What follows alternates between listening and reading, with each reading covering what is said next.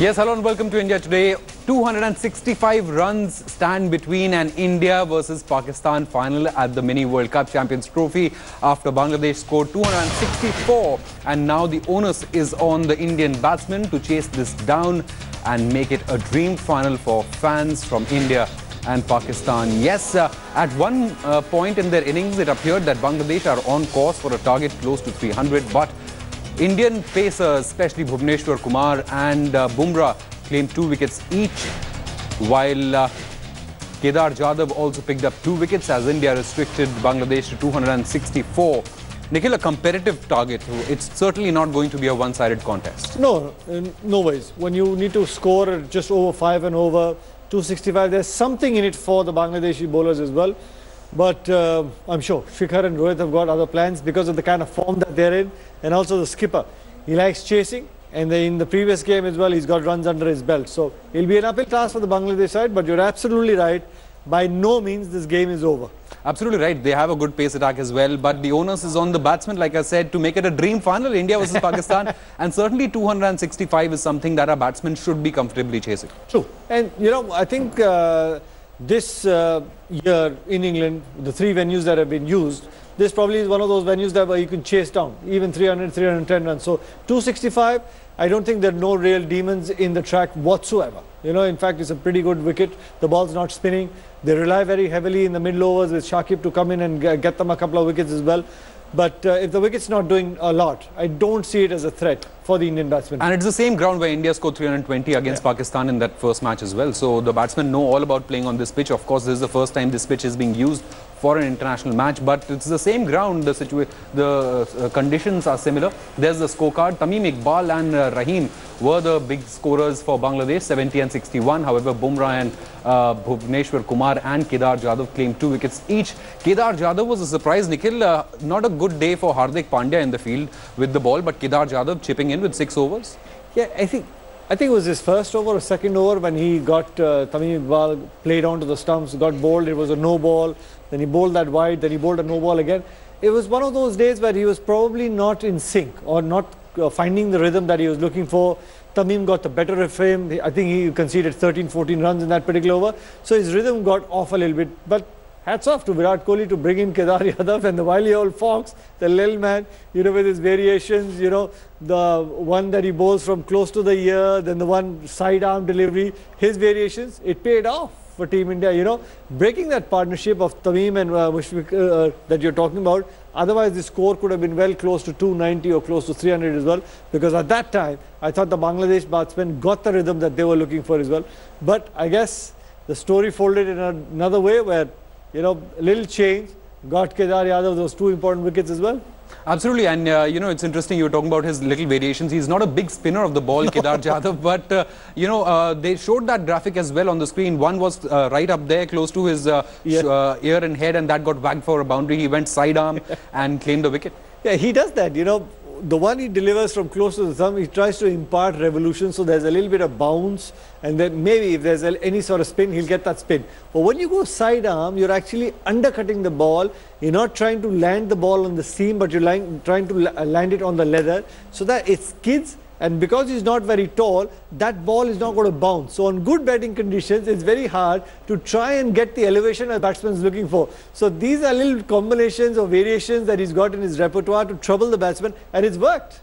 Absolutely right. And a quick word on Bumrah as well. Once again, proving his worth, being one of India's lead death over bowlers. Incredible. I think even Bhuvneshwar getting those Virat wickets, kept his 5 overs for the last 10 overs, isn't it? It makes a big difference. You know, when you talk about consistency to hit the Yorker length at will every single time as your go-to delivery in the death overs with that sort of accuracy, that's a phenomenal ability. Absolutely right. And I'm glad that he's been able to go out there and do that for his captain and for his country, because we were looking for a death bowlers for a long period of time.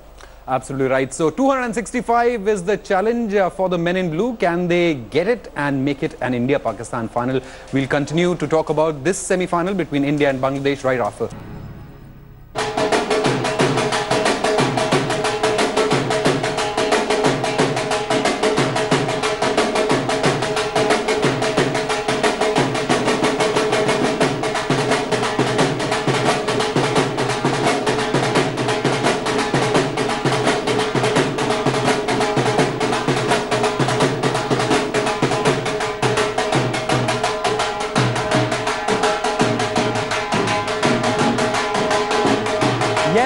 The dhols are out and we are all over here in India cheering and hoping for an Indian victory over Bangladesh today so that we can have that dream India versus Pakistan final.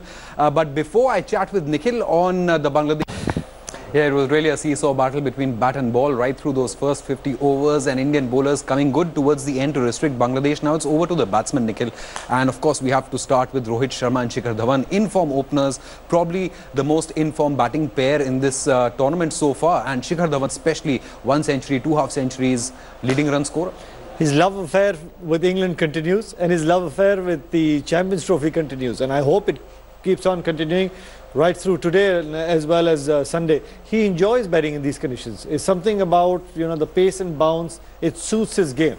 The ball coming onto the bat with that sort of bounce, he just needs to time it. You know, he's not really throwing the kitchen sink at everything. All he needs to do is time that cricket ball, and the feet are moving good. He's very decisive, you know, in his footwork, shot selections. Things are looking very good. And like you just said, you know, it's that opening partnership that has been setting that platform for that middle order to go out there and fire. Virat has been amongst runs as well. Things are looking pretty good, but once again, kudos to the Indian bowling. They kept picking up wickets at regular intervals. Otherwise, the score could have been well close to 300. All right, now let me go across live to Birmingham, where our consulting editor, Boria Majumdar, is live with us. Boria, competitive total 265 is something that Indian batsmen should be confident of chasing, isn't it? Absolutely, it was 300 for sure. Kedar Jadhav changed the course of this match, and that was a Mahendra Singh Dhoni call, not a Virat Kohli call, and I want to put that on record. What you may not have seen on television, between overs, it was Mahendra Singh Dhoni who walked up to Virat Kohli and almost indicated to Kedar Jadhav, who was fielding at deep cover, called fielding at deep. All right, we are struggling with the signal there close to the stadium. So many people must be talking on their phones, and so many TV channels are reporting live. But we will connect with Boria very shortly from the Edgbaston ground. But Nikhil, very interesting fact Boria just mentioned. It was actually MS Dhoni who told Virat Kohli to bring in Kedar Jadhav. Again, MS Dhoni's experience coming into play. That and also goes to show the kind of camaraderie that you're looking at. Him standing behind the wickets and also seeing how the wicket is panning out. He could clearly make out that, you know, obviously Hardik Pandya was a little off rhythm when he was hit for about 13, 14. It was a good call to get in Kedar, just to slow things up, slow a bowler. You know, he's street smart, understands where to bowl, what are the lines, lengths, and also his variations as well. So I'm glad that Virat Kohli and Mahendra Singh Dhoni both are having that chat, looking for the betterment of the team. So this is a team unity sort of effort that has gone into play, and that is why you see success in these small little decisions that you take. Absolutely right. Virat Kohli has always maintained that whenever he requires MS Dhoni's help, he will not hesitate, and Virat has always done that. He's always in his press conferences and interviews, he always credits MS Dhoni as being a very positive influence in this current team. Yeah, that's a sign of a good player. That's a sign of a champion, that he respects his earlier captain, and also that if he's looking for that decision that you're talking about, if he's in two minds trying to do it, he'll go for advice. He can go for advice even to Yuvraj Singh, or maybe even the youngest member of the side as well. That is what you are looking, that when you are in two minds to get that decision for the betterment of the team, there's no egos, which is a good sign. When you're playing team sport, you can't have egos. You might be the leader of the side as well, but the utmost priority, the utmost importance, Shobhad, is the team's betterment, and the team's victory is most important. Absolutely. Once again, I'll say 265 runs will make it an India versus Pakistan final, which we are all waiting and hoping for. Nikhil, let's get back to India's chase. We discussed the openers. Now, Bangladesh will be looking for that crucial early breakthrough, but once they do that, in walks Virat Kohli. That will surely demoralize most bowlers. I think for, of course, Team India's, like we spoke about, their job is cut out, you know. Don't lose wickets in the first 10, 5 runs and over. You're not asking for the moon. You don't need to go and chase 350, 250. First 10 overs, you don't lose wickets. You bat out the 50 overs. Team India's playing the final. Make no mistake about it. But for Bangladesh's, thought process would be, let's pick up wickets. Let's just keep knocking down 1 wicket at a time. Let's not look at the player who's walking in.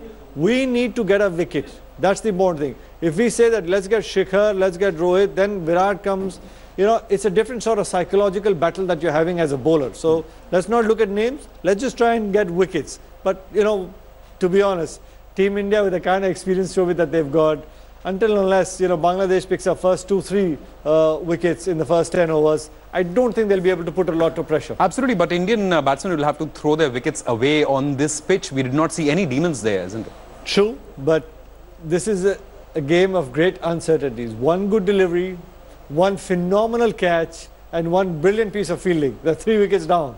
And then you can all of a sudden, it takes 5 seconds to get that panic set into the dressing room. But I'm sure with the kind of experience that Team India has got, that is not going to be the case. I think these guys understand their job's cut out. And if you look at prior to the semi-final, the number of games that they played, they've had a simple mantra. Let's not look to lose wickets in the first 10, and then we'll see, then we'll build, and then we'll take it from there. Absolutely right. And while Bangladesh has nothing to lose, if the Indian batsmen back themselves, they can easily chase down this target of 265. Let me bring in Boria Majumdar on the phone line from Edgbaston. Boria, what's the mood inside the ground? The thousands of Indian fans who are there, do they believe this target will pose any threat to this Indian batting lineup? 265 is not a daunting score, especially in the 50-over contest in these, these conditions, this day and age. But it's not a bad score. I mean, come on, it's a semi-final, it's a high-pressure match. Can Bangladesh get a couple of early wickets on this? But it's a good batting wicket. And what will perhaps put Bangladesh in a bit of a spot is that they were clearly on course or on par for 300 plus. And Mahmudullah, if he was there, maybe could have finished it off with another flurry. Didn't happen. Tamim Iqbal should kill a wicket, 70 odd, and there to throw his wicket away. Imagine this, 28 over 154, if I remember from memory. You double it, right? At the end of 30, so it should have been 300 plus. So 265, clearly the Indian bowlers have done exceedingly well. Absolutely right, Boria. But, at this ground in Birmingham, the highest run chase, if I remember correctly, successful run chase has been about 280 runs. It's not a ground where teams enjoy chasing. 280 for 4 was what Australia chased against England in 1993. The most recent successful run chase in Birmingham is 262 for 4, England versus Australia. But Boria, that also came in 2004. So teams certainly do not enjoy chasing high targets on this ground. Yeah, but conditions are different. Conditions are very, very different. Weather is different. It's bright and sunny now, and it's not predicted to be, rainy or cloudy or anything like that. India has an extra batsman. They bat deep. Hardik Pandya will bat at what? Number 7, and then Jadeja and Ashwin. So it's a very, very good batting lineup. It's Bangladesh. Look at the bowling. Mashrafi, medium pace. Tashkin and Rubel fast, but Mustafizur also medium pace. Shakib al-Hasan should not be a problem to negotiate. You've got to say, Shobhit, that the Indian batsmen should fancy themselves for 265, isn't it? I mean, 10 times out of 10, if India was told that 265 is what you've got to chase in a semi-final against Bangladesh, India would have taken that. Now, if they can't, it's their problem because they'll bat badly. But if they bat to potential, India surely will. Absolutely right, Boria. One more question before we slip into a short break. You already mentioned the weather. It's bright and sunny. We are expecting a full second innings. But which is the one bowler that India needs to specifically watch out for and can cause trouble to this Indian batting lineup? Rubel has pace. He will also bowl a few short ones. He troubled India in the 2016 World Cup, if you remember. Bowled a very, very fiery spell. Mustafizur Rahman will bowl his cutters, will try and do quite a bit. These are the two bowlers who India needs to watch out. But again, I mean, I was hearing your conversation when my signal was acting up from here. If the top 3 Indian batsmen, Shikhar, Rohit and Virat, get going, it is India's game. All right, Boria, we'll just come back to you after the break. Hopefully by then we'll have your video signal up as well. But can India chase 265? That's a big question. Yes, full credit to these guys who've been playing the Bhangra on India Today and Aaj Tak from morning, hoping for an Indian victory. And the bowlers have certainly done their job, restricting Bangladesh to 264. Now it's up to the Indian batsmen. Can they chase down 265 and take India to that final to take on Pakistan for the title at the Mini World Cup? That's a big question. Nikhil, we've been discussing Indian batting. We've discussed the top order. But once Bangladesh makes a couple of early inroads, in come MS Dhoni and Yuvraj Singh. UV especially a landmark match for him, his 300th ODI. And he'd want to make it special. And if you look at Yuvraj Singh's career as well, he's another one who's had a special love affair with the ICC tournament. You look at the 2011 World Cup, prior to that, the T20 World Cup that he's done well. He's been able to leave some sort of mark milestone that he's achieved in these ICC tournaments, and I see no different. He's playing his 300th game. If he gets an opportunity, he'll certainly look to make sure of it. He's really come out a lot. I don't want to keep going on the fact what's happened to him outside that game, but he's worked hard on his game. The way he's fought back playing Ranji Trophy, the number of runs that he's got, he deserves to make a special 300 game playing for India, because I know how much it means for him to go out there, wear the blue colors, represent his country, and make a big statement. So I hope that he can go out there and make sure it's a good 300 game. If not, Team India wins and he goes on and plays a 301 game against Pakistan on Sunday.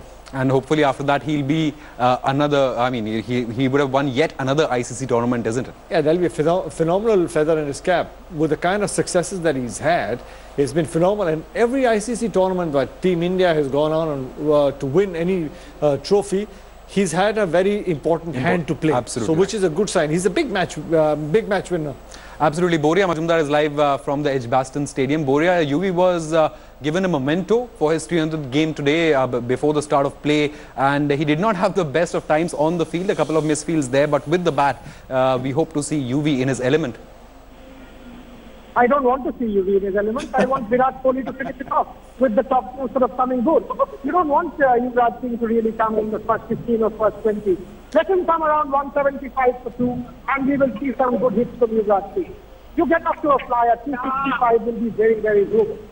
Look at this weather. It's beautiful. It's bright and sunny. Indian fans having their lunch, lounging around. Everyone's confident. You think India should make it? Oh man, it's the semi-final. Let's not count our chickens before their hats. Let's still sort of keep it going, keep the intensity, and then we should close it off. I think it's going to be good. India is Correct. All right, Boria in conversation with a couple of Indian fans outside the stadium in Birmingham. Everyone wants Team India to just keep their focus and go about chasing this target professionally, like they have done, Nikhil, in this tournament, especially against South Africa as well. Yeah, you got to be careful. Don't allow the Bangladesh bowlers or their team to put a foot in the door. You lose a couple of wickets with that new ball, Shobit. The tails are going to be up. That self-belief is going to be out. That we belong here. We belong to the big stage. This is a semi-final. We've got 2-3 Indian wickets in the first 10 overs. Then we've got the new ball talking as well. We can go out there and defend 265. If you don't lose wickets in the first 10, even if you get 40 on board, the shoulders are going to droop, the body language will change, and that's exactly what you want when you're looking to chase down not that big a total at all. Final comment, very short answer, will India win?